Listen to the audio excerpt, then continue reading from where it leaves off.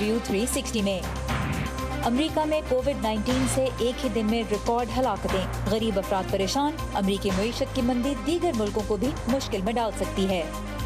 कुछ घर ऐसे होते हैं कि बच्चे घर पर मौजूद नहीं होते, फिर हमें अगेन उनके लिए इतना चलकर हमें आना पड़ता है। चलिए पोलियो वर्कर्स के साथ और देखिए कि 2 कतरे पिलाने वालों का सफर कितना कठिन होता है।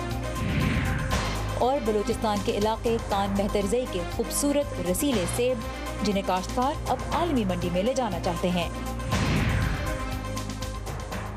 वॉइस ऑफ अमेरिका के वाशिंगटन स्टूडियो में आप सबको खुशामदीद। व्यू 360 के साथ मैं हूँ सारा जमान।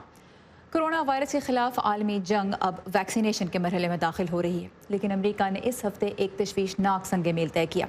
बुध के रोज़ 24 घंटों के दौरान 3000 के करीब अमवात रिकॉर्ड की गई। ये वबा के आगाज़ से अब तक एक ही दिन में सबसे ज़्यादा अमवात हैं।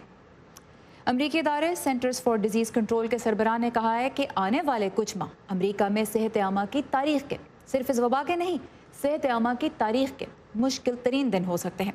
1 लाख से ज़्यादा लोग इस वक्त अमेरिका के अस्पतालों में कोविड-19 के बायस ज़ेर इलाज हैं। सेहत आमा के इस बहरान ने मुआशी तौर पर भी लोगों की कमर तोड़ दी है। ताज़ा तरीन रिपोर्ट के मुताबिक नवंबर के आखिरी दिनों में 7,12,000 अमरीकियों ने बेरोज़गारी के बायस सरकारी इमदाद के लिए दरख्वास्त दी। ये सूरत हाल उससे पहले के चंद हफ्तों से कुछ बेहतर तो है, क्योंकि मईशत मुकम्मल लॉकडाउन के असरात से निकल रही है, लेकिन अब भी तकरीबन 1 करोड़ अमरीकी बेरोज़गार हैं। आज सबसे पहले चलते हैं असदुल्ला खालिद की जानिब, जो बता रहे हैं कि गरीब अमरीकी किन मुश्किलात से दो चार हैं और अमरीकी मईशत की ये मंदी दुनिया के दीगर मुल्कों पर कितना गहरा असर डाल सकती है। मैं इस वक्त कैपिटल एरिया फूड बैंक के बाहर खड़ा हूँ। अमेरिका में भूख के खात्मे के लिए काम करने वाले इदारे फीडिंग अमेरिका के मुताबिक कोरोना की वबा के आगाज़ के बाद से 80% से ज़ायद फूड बैंक्स में आने वाले अमरीकियों की तादाद पहले के मुकाबले में बढ़ी है। इस वक्त ज़्यादातर फूड बैंक्स जो हैं वो लोगों के घरों में खाना डिलीवर कर रहे हैं ताकि पेंडेमिक के फैलाव को रोका जा सके। एक ऐसे वक्त में जब अमरीकियों को सर्द मौसम में कोरोना वायरस की दूसरी वबा का सामना है, फूड बैंक्स और दूसरे खैराती इदारों का कहना है कि उनके पास आने वालों की तादाद में 50% इजाफा हुआ है। और इन हालात में ये उनके लिए भी मुश्किल होता जा रहा है कि वो हालात का शिकार लोगों की ज़रूरियात को पूरा कर सकें। 3 बच्चों की मां एरिका सांचेज के लिए द साल्वेशन आर्मी और दीगर खैराती इदारों से एहतियात इकट्ठे करना जरूरी हो चुका है। इस वक्त ये हमारे लिए बहुत मददगार है, क्योंकि हमारे पास जैकेट्स और जूते वगैरह लेने की माली सकत नहीं है, इसलिए हम यहाँ आते हैं और ये चीजें हमें यहाँ मिल जाती हैं। मेक्सिको में पैदा होने वाली एरिका सांचेज एक रेस्टोरेंट में काम किया करती थी।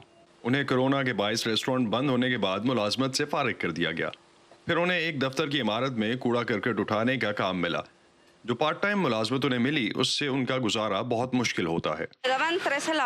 मैं अपनी मुलाजमत पर $13 फी घंटा कमाती थी। अब मुझे 1 घंटे के करीबन $16.10 मिलते हैं, मगर ये काम सिर्फ 4 घंटों का है, इसलिए मुझे फर्क महसूस होता है।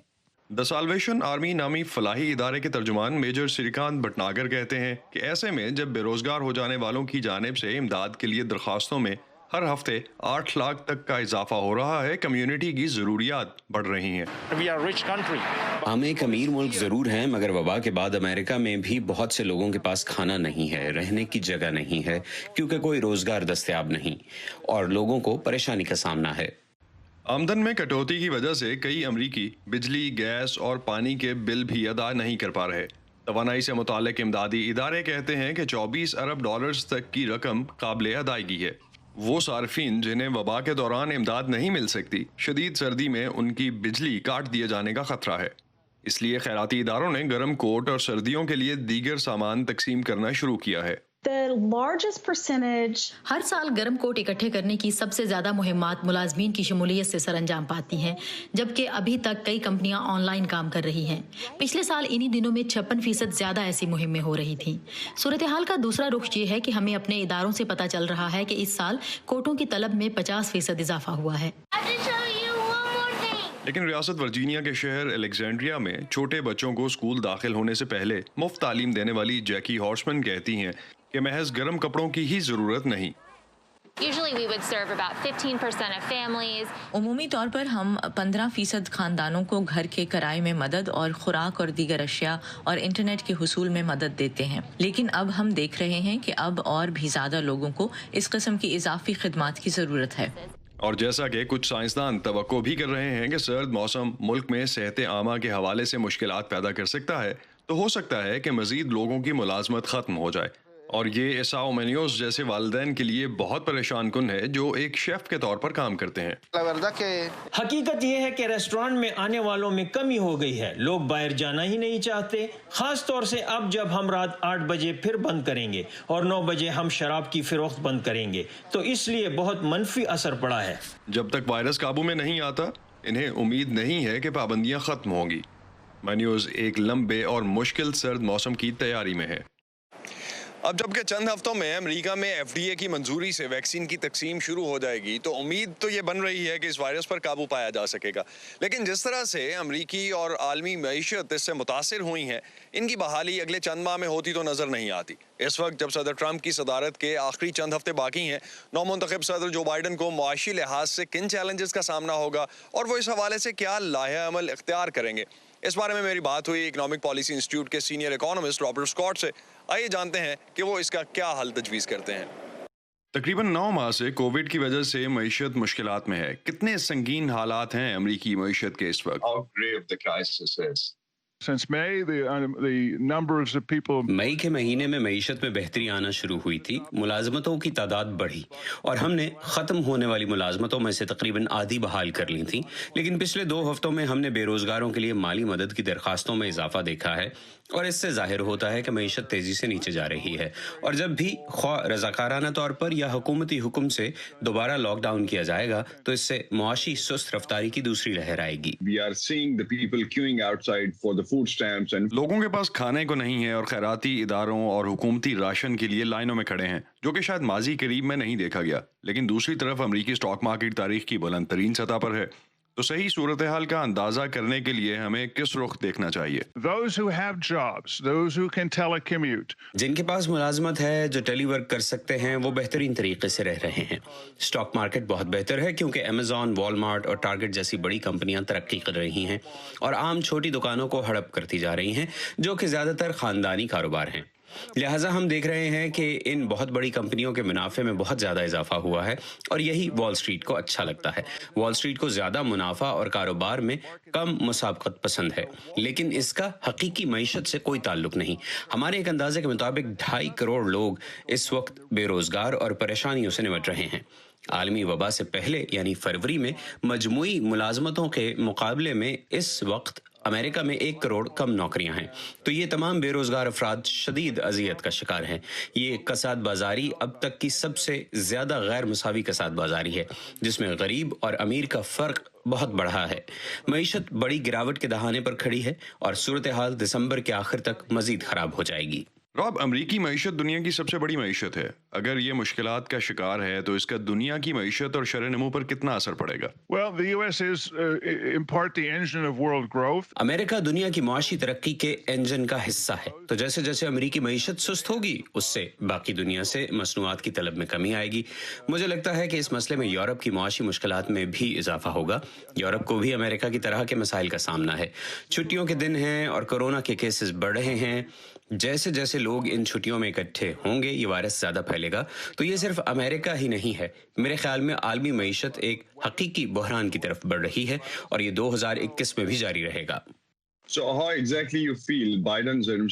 بائیڈن کی انتظامیہ اور نئی نامزد سیکرٹری خزانہ آپ کے خیال میں کیسے اس صورتحال سے نمٹ سکتے ہیں اور کیا تبدیلی لانی چاہیے انہیں ان حالات میں؟ The economy that Biden and Treasury Secretary Yellen are going to inherit is going to be substantially worse than it is today. Biden اور وزیر خزانہ جینٹ یلن کو جو معیشت ورثے میں ملنے والی ہے وہ آج کی نسبت مزید خراب ہوگی، لہٰذا ہم ایک بڑے مسئلے کا شکار ہونے جا رہے ہیں۔ سب سے پہلی جو چیز انہیں کرنا ہوگی وہ کورونا پر قابو پانا ہوگا۔ دوسرے نمبر پر انہیں فوراً بے روزگاروں اور ان لوگوں کے لیے جو سب سے زیادہ متاثر ہوئے کم از کم $30 کھرب کا ایک امدادی پیکج منظور کرنا چاہیے۔ ہمیں معیشت کو فوراً سنبھالنا ہوگا۔ اس کے لیے تعمیر نو کا ایک بل پاس ہونا چاہیے جس کا فوکس بنیادی ڈھانچے اور ماحولیات پر سرمایہ کاری ہو۔ آپ کے خیال میں بائیڈن انتظامیہ کو تجارتی مذاکرات اور بات چیت پر یورپ اور چین سے کیسے نمٹنا چاہیے؟ ذاتی طور پر میں تعاون پر مبنی طریقوں کے حق میں ہوں۔ میرے خیال میں بائیڈن انتظامیہ یہی طریقہ کار اختیار کرے گی اور ہمیں اپنی معیشت میں ملازمتوں کے مسئلے اور چین کی غیر منصفانہ تجارت کو دور کرنے کرنے کی ضرورت ہے۔ میں سمجھتا ہوں کہ ایسا کرنے کا سب سے بہتر طریقہ ہے کہ ہمیں ڈالر کی قدر کو 25 یا 30% کم کرنا ہوگا تاکہ کرنسی کی غیر منصفانہ ہیر پھیر اور اس حوالے سے غلط بیانی سے نمٹا جا سکے۔ میں جانتا ہوں کہ یہ بڑے بڑے الفاظ ہیں، لیکن اس کا آسان جواب ڈالر کی قدر کو کم کرنا ہے اور منڈیوں کو خود ہی اس سے نمٹنے دینا ہے۔ IMF نے اس سال جون میں پیشن گوئی کی تھی کہ دنیا کی معیشت تقریباً 4.9% تک سکڑ سکتی ہے، جس کو اکتوبر میں کچھ بہتر کر کے 4.4% کر دیا گیا۔ اب اقتصادی تعاون اور ترقی کی تنظیم کا کہنا ہے کہ دنیا کی معیشت میں یہ کمی 4.2% تک ہو سکتی ہے۔ ماہرین کا کہنا ہے کہ ہم ڈبلیو شیپ ریکوری کی طرف جا رہے ہیں، جس کا مطلب یہ ہے کہ ایک دفعہ بہتری آنے کے بعد دوبارہ سے معیشت پر بہت زیادہ دباؤ آ سکتا ہے۔ یہ تو تھی معاشی صورتحال پہ نظر۔ برطانیہ میں اس ہفتے حکام نے فائزر کی تیار کردہ کرونا ویکسین کے استعمال کی اجازت دے دی، جبکہ امریکہ میں حکام آئندہ ہفتے اس کا فیصلہ کریں گے۔ لیکن کتنے امریکی اسے لینے پہ آمادہ ہوں گے، اس پہ بھی ایک سوالیہ نشان ہے۔ بہت سے لوگ ویکسین کے محفوظ ہونے کے بارے میں فی الحال مطمئن نہیں۔ اکتوبر میں رائما کے ایک جائزے میں 62% امریکیوں نے اس حوالے سے پریشانی کا اظہار کیا تھا کہ وائٹ ہاؤس صحت عامہ کے حکام پر ویکسین کی جلد منظوری کے لیے دباؤ ڈال رہا ہے۔ بعض جائزوں میں لوگوں نے کہا ہے کہ وہ پہلے یہ دیکھنا چاہیں گے کہ ویکسین دوسروں کو کیسے متاثر کرتی ہے اور اس کے بعد ہی وہ کوئی فیصلہ کریں گے۔ وائس آف امریکہ کی اردو سروس نے ایک نیا سلسلہ آپ کے لیے شروع کیا ہے جس کا نام ہے آن لائن کلینک، اور اس سلسلے میں ہی ہم نے وبائی امراض کے ماہر سے پوچھا کہ کوئی بھی ویکسین کتنی محفوظ ہے، کسے لینی چاہیے اور کسے نہیں۔ اس وقت جہاں تک ویکسین کا تعلق ہے، اگر آپ یہ کہیں کہ کوئی اگر بیمار ہے، کسی کو ہارٹ ڈیزیز ہے یا لنگ کی ڈیزیز ہے یا کڈنیز ڈیزیز ہے یا اور کوئی بیماری ہے، ڈائبٹیز ہے، تو وہ ویکسین نہیں لے سکتا یا اس کے لیے خطرناک نہیں، اس کے لیے تو اور ضروری ہے کہ وہ ویکسین لے۔ لیکن دو چیزیں بہت امپورٹنٹ ہے اس جگہ پہ کہنے کی، وہ یہ کہ اس وقت جو ہے جو اسٹڈیز جو کی گئی ہیں اس میں ہمیں یہ اندازہ مکمل طور پہ نہیں ہو سکا ہے کہ آیا جو پریگننٹ عورتیں ہیں وہ یہ ویکسین لے سکیں گی کہ نہیں، اور تمام سٹڈیز جو ہیں وہ کی گئی ہیں ایڈلٹس کے اندر۔ اب کچھ سٹڈیز کی جا رہی ہیں 12 سال سے اوپر کے بچوں میں، تو پیڈیاٹرک پاپولیشن کے لیے امیڈیٹلی پرابیبلی اویلیبل نہیں ہوگا یہ ویکسین۔ اب امریکہ میں حکام کا یہ کہنا ہے کہ منظوری کے 24 سے 48 گھنٹوں کے دوران ہی ویکسین کی فراہمی شروع ہو جائے گی۔ ملک کی بڑی فارمیسیز ٹیکے لگانے کی تیاری کر رہے ہیں۔ ماہرین کا کہنا ہے کہ ویکسین کا شدت سے انتظار تو ہے، مگر اس کی دستیابی میں مشکلات بھی پیدا ہو سکتی ہیں۔ یہ ویکسین ایک دن میں پوری دنیا میں یا پورے ملک میں پھیل نہیں سکتی، اور ان کو یعنی کہ ایڈمنسٹر نہیں کیا جا سکتا۔ ویکسین جو ہے اس کو کولڈ چین چاہیے اور سب زیرو ٹیمپریچر کے اوپر اس کو موو کرنا ہے، ویئر ہاؤس سے لے کے پہلے مینوفیکچرنگ فیسلٹی سے لے کے آپ نے ٹرکس میں ٹرانسپورٹ کرنا ہے، ٹرکس جو ہیں وہ لے کے جائیں گی ایئرپورٹ سے پلین چاہیے، پلین سے پھر ٹرکس چاہیے، پھر ایک کسی جگہ پہ وہ پہنچے گی۔ یہ تمام پروسیس جو ہے اس کے اندر آپ کو آلموسٹ -70 ڈگری ٹیمپریچر کی ضرورت ہے۔ یہ تھا ہمارے نئے سلسلے آن لائن کلینک کا ایک چھوٹا سا حصہ۔ کورونا وائرس کی ویکسین پہ مزید اہم سوالوں کے جواب جاننے کے لیے آپ آئیے facebook.com/VOA اردو کے پیج پہ، جہاں آپ کو آن لائن کلینک کے اور بھی کئی حصے ملیں گے جن میں آپ کی صحت سے متعلق اہم سوالوں پر ہم ماہرین کے مشورے لے کر آئے ہیں۔ دنیا بھر سے اہم خبروں اور دلچسپ معلومات کے لیے ہمارے سوشل میڈیا پلیٹ فارمز کے ساتھ ساتھ آپ کو یہ سیگمنٹ ہماری ویب سائٹ urduvoa.com پہ بھی ملے گا، جہاں ہم آپ کے لیے بہت سے دلچسپ مضامین اور تجزیے بھی پیش کرتے ہیں۔ ٹویٹر پہ ہمارا ہینڈل ہے @urduvoa۔ پاکستان کے دارالحکومت اسلام آباد جہاں خوشحالی کی ایک مثال نظر آتا ہے، وہیں اس شہر میں لوگوں کی ایک بہت ہی بنیادی ضرورت پوری نہیں ہو پا رہی، اور وہ ہے پینے کا صاف پانی۔ کئی گھروں میں پانی ٹینکروں سے خریدا جاتا ہے، اور جو لوگ ایسا نہیں کر سکتے وہ شہر میں لگے فلٹریشن پلانٹس پر قطاروں میں لگتے ہیں۔ گیتی آرا انیس بتا رہی ہیں کہ شہریوں کے اس سنگین مسئلے پہ قابو پانے کے لیے تقریباً 30 سال بعد ایک مرتبہ پھر اب راول ڈیم کی طرف دیکھا جا رہا ہے۔ پانی کی کمی کتنا بڑا درد سر بن سکتی ہے، یہ فیصل اور ان کے گھر والے بخوبی جانتے ہیں۔ وہ اسلام آباد کے G11 سیکٹر کی ایک عمارت میں رہتے ہیں۔ سرکاری پانی چونکہ روز نہیں آتا، اس لیے کئی دوسرے خاندانوں کی طرح یہ بھی اسے ٹینک میں جمع کرتے ہیں۔ میں نے اپنے گھر میں ایک ٹنکی رکھی ہوئی ہے، ٹھیک ہے، تو اس میں سٹور کرتے ہیں، لیکن وہ اب آپ یہ دیکھ لیں کہ اگر میں 1 گھنٹہ ابھی سٹور کروں گا، اس طرح آج چلی گیا، ٹھیک ہے، تو اگلے دن پانی نہیں آئے گا, وہ تھوڑا مشکل ہو جاتا ہے. اگر کوئی مہمان آ گیا, ٹھیک ہے, تو پانی کا تو پتہ بھی نہیں لگتا. پھر ہم یہی ہے کہ کسی نل وغیرہ یہاں پہ ہیں سائڈ پہ, ٹھیک ہے, یا فلٹریشن پلانٹ ہیں, ٹھیک ہے, وہاں سے پھر بھر کے لے کے آتے ہیں پانی کو. پینے کے صاف پانی کی کمی صرف شہر کے پرانے حصوں کا مسئلہ نہیں, بلکہ نئے منظور شدہ رہائشی علاقوں میں بھی یہی حالات ہیں. کئی گھر ٹینکر سے بھی پانی خریدتے ہیں, مگر اس پر ہزاروں روپے ماہانہ خرچ آتا ہے. یہ جو پانی یہاں پہ سپلائی آتا ہے وہ پینے والا نہیں ہوتا, ٹھیک ہے. اگر ہم وہ پئیں گے تو ہمیں ڈائریا وغیرہ ہو جاتا ہے, ٹھیک ہے. چھوٹے بچے بھی نہیں پی سکتے, ایون کہ بڑے بندے بھی نہیں پی سکتے. صاف پانی کے لیے دارالحکومت میں لگے فلٹریشن پلانٹس پر لوگوں کا ہجوم عام بات ہے. یہ پانی لوگ بوتلوں میں بھر کر لے جاتے ہیں. اسلام آباد کے ماسٹر پلان کے مطابق شہر کو 3 ذرائع سے پانی حاصل ہوتا ہے. سرکاری اعداد و شمار کے مطابق یومیہ 34 ملین گیلنز کے قریب Simly dam, 9 million gallons Khanpur dam اور باقی ٹیوب ویلز کے ذریعے زمین سے حاصل کیا جاتا ہے. حالیہ سروے کے مطابق اسلام آباد میں پانی کی یومیہ کھپت 475 ملین ملی لیٹر کے قریب ہے, جبکہ سرکاری طور پر اس میں سے صرف 280 ملین ملی لیٹر فراہم کیا جاتا ہے, جو شہر کی ضروریات کے لیے ناکافی ہے. پانی کی کمی کو پورا کرنے کے لیے سی ڈی اے نے راول ڈیم سے دوبارہ پانی لینے کا فیصلہ کیا ہے. 1992 میں راول ڈیم سے شہر کو پانی کی فراہمی بند کر دی گئی تھی, جس کی وجہ پانی کا خراب معیار بتائی جاتی ہے. منصوبے کے اطلاق کے بعد شہر کو اضافی 2 ملین گیلنز یومیہ پانی ملنے کی امید ہے. یہ پانی اب کیسے صاف کیا جائے گا, اس کی منصوبہ بندی بھی ہو چکی ہے. اس میں یہ ہے کہ ہم نے آلریڈی ایک پروجیکٹ شروع کیا ہوا ہے. پانی کی جو اپ اسٹریم سے جو پانی آتا ہے نا راول ڈیم میں, اس کو ہم نے جو کنٹیمنیشن کے سورسز پہ تھے اس پہ ہم نے کام شروع کیا ہے. اس پہ آلریڈی ہم 3 سیوریج ٹریٹمنٹ پلانٹ بنانے جا رہے ہیں. 3 ہم نے وہاں پہ wetland sites already develop کر دی ہوئی ہیں. 3 ہم اور کرنے جا رہے ہیں. تو اس کے جو اوپر آبادیاں ہیں نا, ان کا سیوریج جو اس کے پانی میں جاتا تھا وہ اس کو ہم کنٹرول کرنے جا رہے ہیں. سی ڈی اے حکام کے مطابق صاف پانی کی دستیابی بہتر بنانے کے لیے غازی بروتھا ڈیم سے پانی حاصل کرنے کا منصوبہ بھی آخری مراحل میں ہے, جبکہ پانی کے حصول کے لیے اسلام آباد کے ماسٹر پلان میں بھی تبدیلیاں کی جا رہی ہیں تاکہ چھوٹے ڈیمز کی گنجائش نکالی جا سکے. گیتیا رانیس, وائس آف امریکہ, اسلام آباد. کورونا وائرس کے خطرے کے باوجود ان دنوں پاکستان میں پولیو کے خلاف ملک گیر مہم جاری ہے. پولیو کے قطرے پینا تو آسان ہے, مشکل ہے انہیں پلانا. گھر گھر جا کر پولیو کے 2 قطرے پلانے کے لیے ایک ورکر کو کم از کم 10 کلومیٹر کا سفر پیدل طے کرنا پڑتا ہے. والدین قطرے پلوانے سے انکار کر دیں تو سفر بڑھ جاتا ہے, کم نہیں ہوتا. اور دیہی علاقوں میں جہاں آبادیوں کے درمیان خاصا فاصلہ ہوتا ہے, وہاں پولیو ورکرز کا سفر اور بھی کٹھن ہو جاتا ہے. سمن خان ہمیں ایسے ہی چند پولیو ورکرز کا معمول دکھا رہی ہیں. یہ تو بھی کچھ بھی نہیں, آگے بہت آگے ہے. ریتلے راستوں پر بڑھتے یہ قدم فرح یوسف اور طارق سرفراز کے ہیں, جو لاہور کے اطراف میں کوٹ کمبوہ کے بچوں کو پولیو کے 2 قطرے پلانے کے مشن پر ہیں. دونوں ٹیم ممبرز کی ڈیوٹی پولیو مہم کے دوران ایک ایسے علاقے میں ہیں جہاں لوگ چھوٹے چھوٹے قصبوں میں رہتے ہیں جو ایک دوسرے سے خاصے فاصلے پر ہوتے ہیں. وہ سارے کلیئر کر کے پہلی سائڈ کرنی ہے. جو ہم ایریا کور کرتے ہیں وہ تقریباً 10 سے 12 کلومیٹر ہے, لیکن جو راستہ ہے وہ بہت ہی گندا ہے, مٹی والا ہے, اور راستے میں گوبر وغیرہ آتا ہے, جس سے گزر کے ہم پہلیوں وغیرہ سے گزر کے ایریاز کو کور کرتے ہیں. اگر بارش ہو جائے تو بہت کیچڑ ہو جاتا ہے, اس میں سے گزر کے جانا بہت مشکل ہوتا ہے, اور راستے میں جو کتے ہیں ان سے بھی بہت خوف آتا ہے. لیکن ان کی مشکلات یہاں ختم نہیں ہوتی.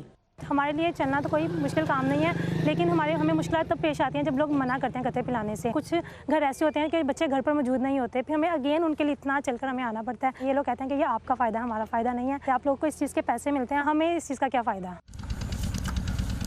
دیہی علاقے شہری علاقوں کی نسبت سنسان ہوتے ہیں. گھروں کے اندر جا کر بچوں کو قطرے پلانے کے لیے ہر ٹیم میں خاتون کا ہونا لازم ہے, جن کی حفاظت کی ذمہ داری مرد ٹیم ممبر پر ہوتی ہے, اور دستک ہر دروازے پر دینی پڑتی ہے, ایک نہیں کئی بار. ہم ہر گھر کو دیکھتے ہیں, بے شک وہ 0/0 ہو. پہلے 3 دن میں ہم اپنا سارا ایریا کور کرتے ہیں. اس کے بعد جو 2 دن رہ جاتے ہیں وہ ایسے بچے ہوتے ہیں کہ جو بچے کہیں سے مہمان تو نہیں آئے ہوئے, کوئی بچہ نیا پیدائش تو نہیں ہو گئی, کوئی چھلے کا بچہ رہ گیا ہو. ہزارے ہوتے ہیں, ان کے بچے آئے ہوتے ہیں, ان کو ہمیں قطرے پلانے بہت ضروری ہوتے ہیں. یہاں پہ بٹا جات ہوں وہ بھی اس طرح کوئی مل جائیں, ان کو بھی ہم نے قطرے پلانے ہوتے ہیں. یہ جو کرایہ دار ہوتے ہیں نا, وہ گھر چینج کر کے چلے گئے ہوتے ہیں. اس طرح ہمیں کوئی اندازہ نہیں رہتا بچوں کا. مانگنے والے ہوتے ہیں بچے, ساتھ لے کے چلے جاتے ہیں. رات کو بھی ہمارا یہ ہوتا ہے کہ کوئی آئے یہاں ٹیم اور ان کو کور کرے بچوں کو. पोलियो मुहिम गर्मी के मौसम में आए या सर्दी के मौसम में, पोलियो टीम्स मौसम की शिद्दत को झेलते हुए अपना फर्ज निभाने आपके और हमारे दरवाजे पर लाजमी आती हैं। माहिरीन सेहत कहते हैं कि उनकी जानिब मुस्बत रवैया अपनाइए ताकि बच्चों को उम्र भर की माजूरी से बचाया जा सके और पाकिस्तान पोलियो फ्री हो। सूबे पंजाब में 45,000 पोलियो टीम्स काम कर रही हैं और हर टीम 2 कारकुनों पर मुश्तमिल होती है। बाज़ पोलियो वर्कर्स महकमे सेहत के इलाकाई मराकज़ और बाज़ इलाके के दाखिली और खारजी रास्तों पर तैनात होते हैं, जबकि ज़्यादातर टीमों की सूरत में मुख्तलिफ यूनियन कौंसल्स में काम करते हैं। वी मेक श्योर कि उनका वर्कलोड उसी हिसाब से हो कि वो टाइम से बस उतना ही काम अपना जितना उनको असाइंड है वो कंप्लीट कर सके। ये ना हो कि हम घर बहुत ज़्यादा अलॉट कर दें and they can not complete their target. Again उसमें हम उनको फैसिलिटेट भी करते हैं, जिस तरह सिक्योरिटी भी रीजनेबल प्रोवाइड की जाती है। जो फार्ज ऑफ एरियाज़ हैं उसमें टीम्स का अलाउंस भी उस लिहाज से थोड़ा सा इंक्रीज़ किया जाता है। पाकिस्तान में 2012 से अब तक पोलियो टीम्स पर हमलों में 70 से ज़ायद अफराद हलाक हो चुके हैं। इनमें पोलियो वर्कर्स के साथ साथ सिक्योरिटी एहलकार और आम शहरी भी शामिल हैं।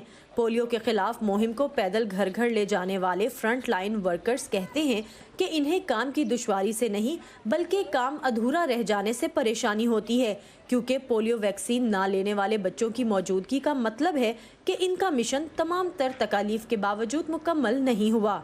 समन Khan, voice of America, Lahore. कहते हैं N apple a day keeps the doctor away, और कोविड के दिनों में बलूचिस्तान के खूबसूरत और रस भरे सेबों से ज़्यादा अच्छी चीज़ और क्या होगी। मुर्तज़ा ज़हरी बता रहे हैं कि कान मेहतरज़ई के इलाके के सेब मुल्क भर में बहुत पसंद किए जाते हैं और काश्तकारों की ख्वाहिश है कि उनकी पैदावार बैरून मुल्क भेजने के लिए भी अब राहें खुल सकें।